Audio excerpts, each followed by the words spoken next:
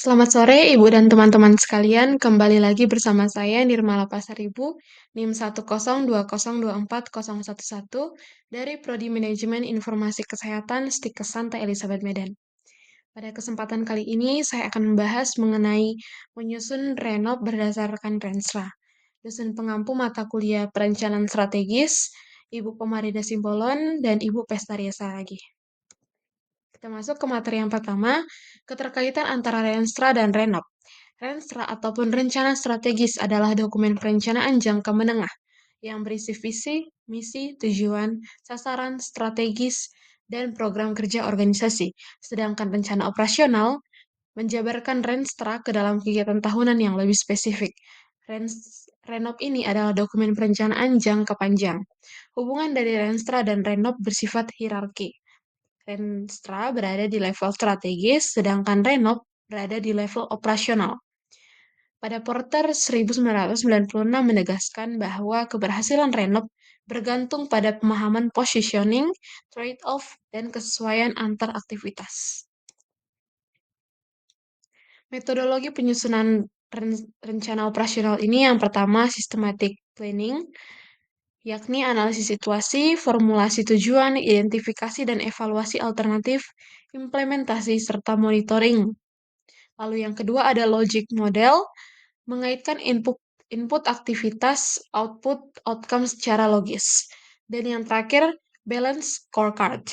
Menerjemahkan strategi ke dalam ukuran kinerja dari 4 perspektif, yakni keuangan, pelanggan, proses internal, dan pembelajaran. Prinsip-prinsip penyusunan rencana operasional ini ada dua. Yang pertama ada prinsip SMART, yang dimana tujuan harus spesifik, terukur, dapat dicapai, relevan, dan berbatas waktu. Lalu yang kedua ada participatory planning, melibatkan stakeholder agar rencana sesuai kebutuhan dan kapasitas organisasi. Maka tahapan penyusunan rencana operasional ini, yang pertama itu kita analisis dulu rencana strategisnya, kita pahami visi, misi, tujuan, dan strateginya, lalu diidentifikasi program dan kegiatan operasional, lalu ditetapkan target dan indikator kinerja, dan yang terakhir alokasi sumber daya sesuai anggaran, SDM, infrastruktur, dan waktu. Pendekatan SMART dalam rencana operasional ini yakni memastikan sasaran renov yang pertama spesifik, menjawab apa, siapa, kapan, dan mengapa.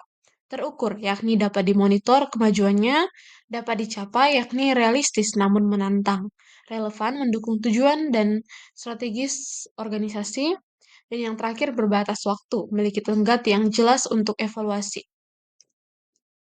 Kita masuk membahas kasus yang pertama.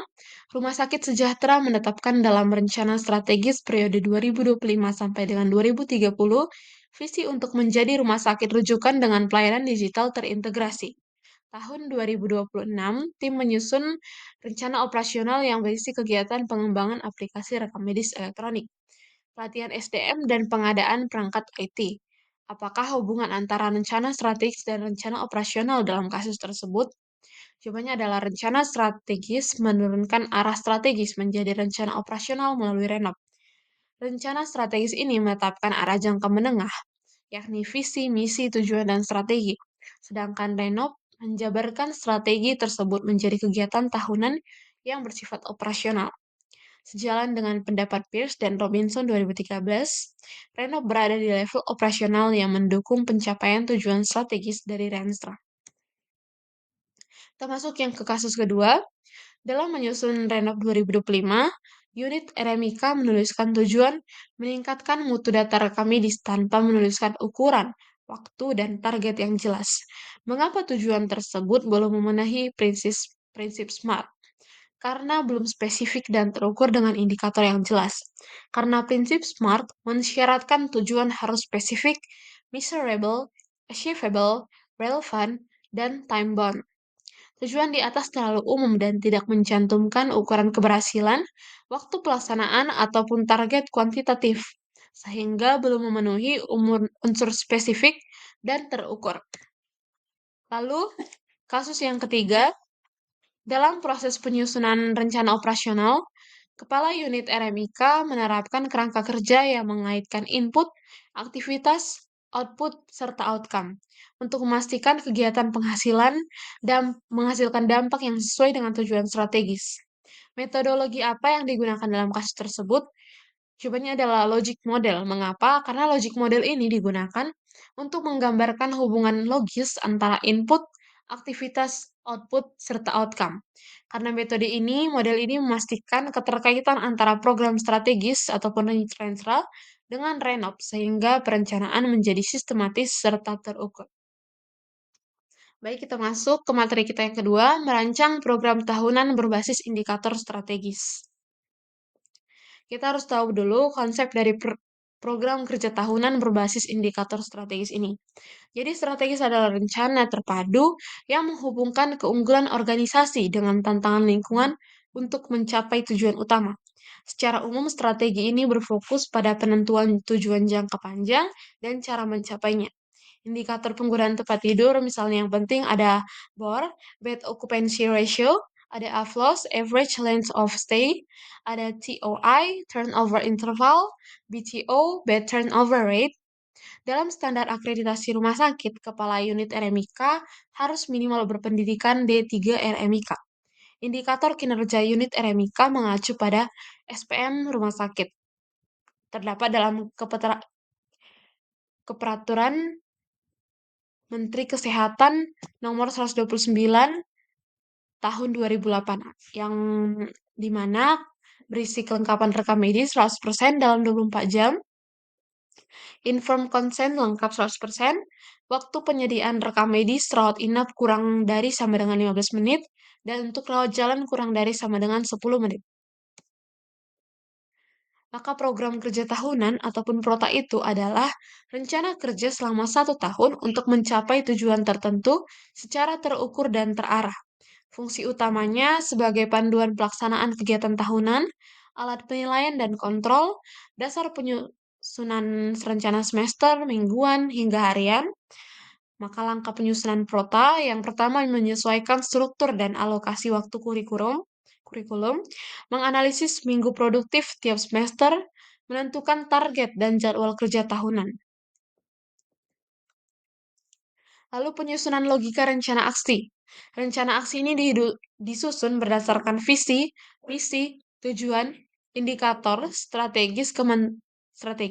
Kementerian Kesehatan dalam RPJMN 2020 sampai dengan 2024. Visi Kemenkes yakni mewujudkan manusia yang sehat, produktif, mandiri, dan berkeadilan. Tujuan strategis yakni yang pertama pelayanan primer dan rujukan berkualitas. Yang kedua, sistem ketahanan dan pembiayaan kesehatan tangguh. Yang ketiga, SDM kompeten, kesehatan kompeten. Dan yang keempat, tata kelola dan inovasi kesehatan efektif. Dan indikator strategis utamanya, yang pertama contohnya angka kematian ibu dan bayi, relevansi stunting dan wasting, insidensi HIV, TB, dan malaria, akreditasi puskesmas dan rumah sakit, ketersediaan obat, esensial dan tenaga kesehatan sesuai dengan standar. Lalu arah kebijakan dan strategi nasional difokuskan pada peningkatan akses dan mutu pelayanan kesehatan, terutama pelayanan dasar promotif, preventif dengan dukungan inovasi dan teknologi kesehatan untuk mencapai cakupan kesehatan semesta. Kita masuk membahas kasus yang pertama, Rumah Sakit Sehat Bersama ingin meningkatkan mutu pelayanan rawat inap. Dari hasil evaluasi SIM-RS diketahui bahwa data BOR dan AFLOS tidak muncul karena belum ada sistem pemantauan otomatis. Kepala unit rekam medis diminta menyiapkan laporan kinerja tahunan berbasis indikator strategis. Indikator yang paling tepat digunakan untuk menggambarkan efisiensi penggunaan tempat tidur rumah sakit, yakni bed turnover rate dan turnover interval. Mengapa? Karena BTO ini menunjukkan seberapa sering tempat tidur digunakan oleh pasien dalam periode tertentu, dan TOI menunjukkan waktu kosong antara satu pasien keluar dan pasien berikutnya masuk. Keduanya mencerminkan efisiensi penggunaan tempat tidur, sedangkan BOR dan AFLOS lebih menggambarkan tingkat pemanfaatan dan rata-rata lama perawatan. Kita masuk ke kasus yang kedua. Manajemen manajer RMIK Rumah Sakit Harapan Bangsa ingin membuat program kerja tahunan yang selaras dengan indikator strategis unit kerja. Ia memulai dengan menganalisis jumlah minggu produktif dalam 1 tahun akademik dan menyesuaikannya dengan target kegiatan. Langkah yang dilakukan manajer tersebut termasuk dalam tahapan perencanaan waktu dalam penyusunan prota. Mengapa? Karena tahapan penting dalam penyusunan program prota yakni memahami struktur kurikulum dan alokasi waktu, menganalisis minggu produktif tiap semester, menetapkan target dan jadwal kegiatan, dan langkah manajer dalam kasus di atas jelas berada pada tahap prota, sesuai teori. Kita lanjut ke kasus yang terakhir. Dalam penyusunan rencana aksi tahunan bidang kesehatan, Kepala Dinas Kesehatan Kabupaten Sejahtera menekankan pentingnya indikator strategis nasional, seperti angka kematian ibu, stunting, dan akreditasi puskesmas. Ia menyusun sasaran, kegiatan, target, waktu, dan penanggung jawab berdasarkan RPJMN tahun 2020 sampai dengan 2024. Pendekatan yang digunakan kepala dinas tersebut sesuai dengan logika rencana aksi berbasis indikator strategis Kementerian Kesehatan. Mengapa? Karena langkah kepala dinas menyusun sasaran, indikator kegiatan, target, waktu, penanggung jawab, menggambarkan penerapan rencana aksi strategis sesuai dengan arah kebijakan RPJMN 2020 sampai dengan 2024 dan rencana strategis Kemenkes. Pendekatan ini bertujuan memastikan program daerah selaras dengan indikator nasional seperti AKI, AKB, stunting, dan akreditasi Pasienkes. Baik, sekian yang bisa saya jelaskan. Semoga bermanfaat untuk kita semua. Terima kasih sudah menonton.